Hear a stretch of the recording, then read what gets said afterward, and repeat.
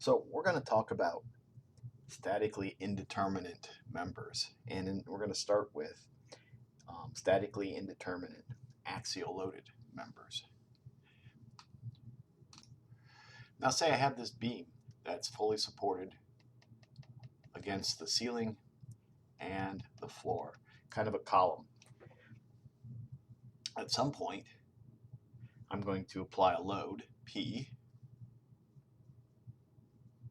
here.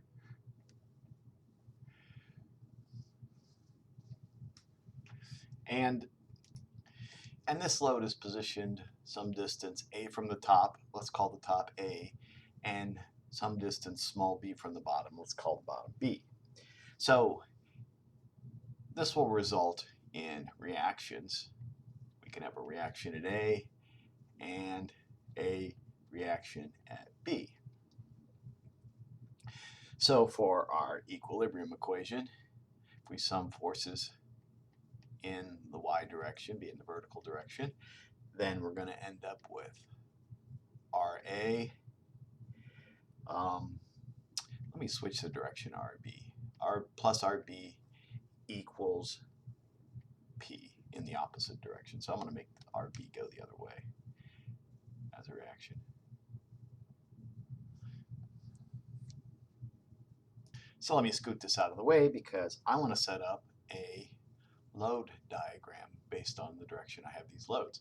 So RA here is positive, and since I will take this as positive direction, and down here when I hit point here, point C, let's say it is, then I am no longer in tension. I am now in compression, and so this will be RB on the negative side of the line. So RA up here, RB down there. Well, I know that the load times some distance divided by AE is going to equal the deformation over that distance. And so if I want to write the deformation that's occurring at C due to RA, I could write that as RA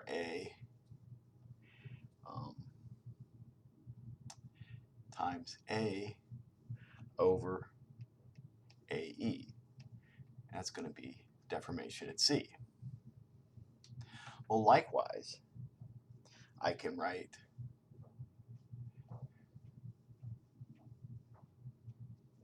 rewrite this then in terms, you can write this as RA in terms of delta C AE over A. Well, likewise, I can write the RB times B over AE equals delta C. And then delta B, I could, or the reaction at B, I could write in terms of delta C. So now I can take and substitute these into the equilibrium relationship of above for P equals RA as delta C AE over A, and I could substitute in for RB the delta C AE over B. And then I can take this equation and solve for delta C. So therefore, delta C I could represent as P AB over EAL. So now if I sub back in this delta C into my relationship above for RA, this reduces to PB over L. I can do the same sort of thing for RB, and that will reduce to PA over L. So that's a solution to this indeterminate, statically indeterminate axially loaded member.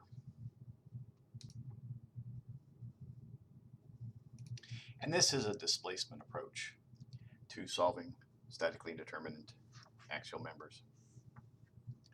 Another way would be to choose a kinematic condition, something we call typically compatibility.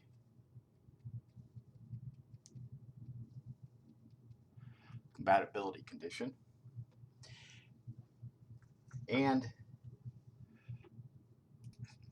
for this condition, we can recognize that since A support and B support are fixed, there's no relative displacement between them.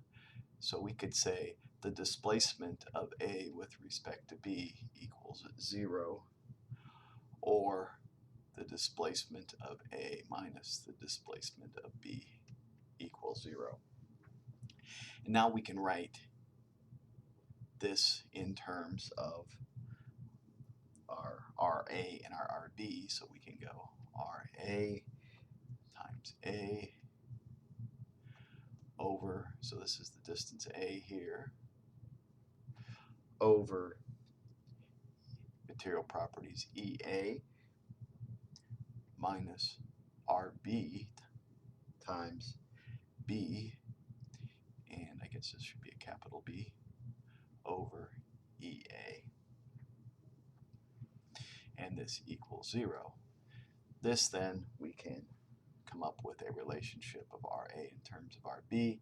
So RA equals B over A RB.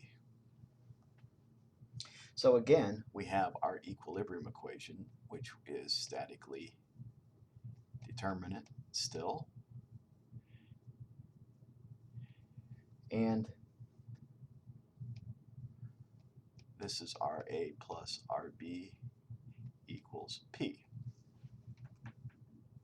Well, substituting this in for RA, we end up with B over A RB plus RB equals P.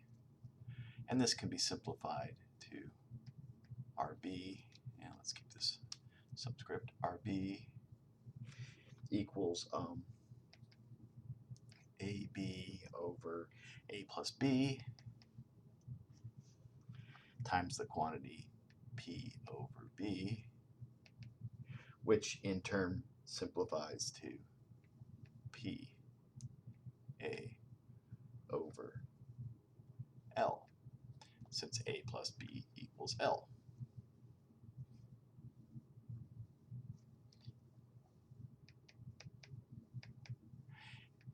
And again, RA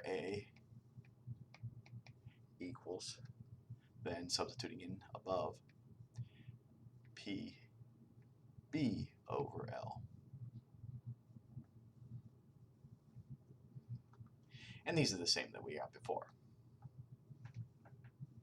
So let's talk about a third approach, the force method or flexibility method. Again, we're trying to figure out a way to come to grips with RA, capital A, plus RB, our equilibrium equation that is statically indeterminate, equals P. Well, this approach, a couple steps we'll take. For step 1,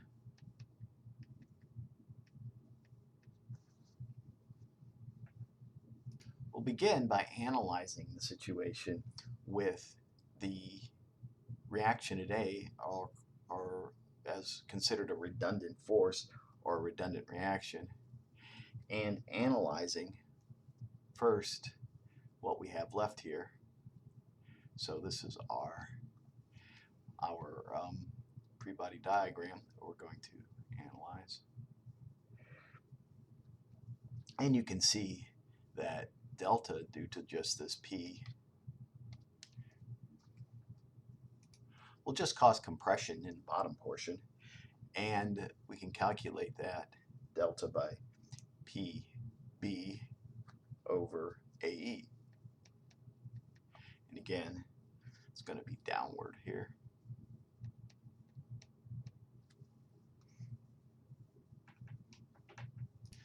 In step 2, we perform an analysis considering just the redundant reaction, and that'll produce a load diagram with a uniform load here of RA.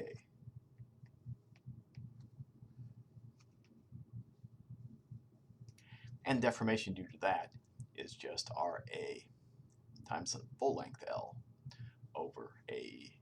So this was just P times the partial length over AE turned out to be in this. So step 3. So step 3 is setting up our compatibility. And we know we can have no motion at A since there's a wall up here, a ceiling. So we have no motion at A, and this results from if we look at this delta R, we see that this is actually pulling upwards. So we have a positive delta R here that contributes to this, but yet a negative delta P. And again, this must equal 0. So we'll end up with RA L over EA equals our delta P, which is PB over EA. So this leads to RA. If we solve for RA, we end up with PB over L. The E and A cancel out. And we can substitute back in the equilibrium equation to get RB. Again, we have PA over L. And just to show that substitution, we would have RA plus RB equals P. So we substitute in the plus RB equals P, solving for B, RB. We get P, we want to have a common denominator here, so PL over L plus PB over L. So this equals P times L. This is a minus actually. L minus B over L, which is the same thing as PA.